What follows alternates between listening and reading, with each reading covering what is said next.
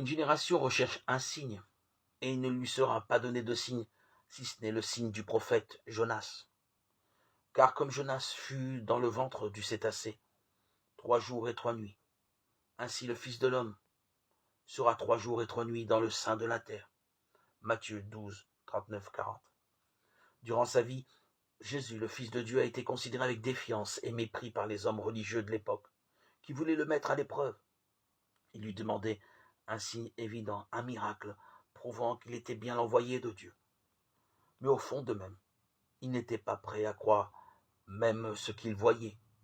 La preuve, c'est qu'ils n'ont pas cru au plus grand miracle qui soit, le signe de Jonas, c'est-à-dire la résurrection de Jésus le 3e jour après sa mort.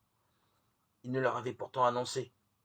Aussitôt, ceux-ci avaient pris leurs précautions pour en empêcher la réalisation, Matthieu 27, 63-66. Mais ni la pierre scellée contre l'ouverture du tombeau, ni la garde postée aux alentours n'ont pu empêcher la résurrection du Christ. Placés devant cette évidence, les chefs religieux ont refusé de l'admettre. Ils ont alors soudoyé les soldats pour qu'ils disent que les disciples étaient venus pendant la nuit dérober le corps de Jésus. Matthieu 28, 11, 15. Ces faits démontrent bien que ce ne sont pas les miracles qui ont la puissance de convaincre un homme, mais seule la parole de Dieu. La foi ne s'appuie pas sur les choses visibles, si extraordinaires soient-elles.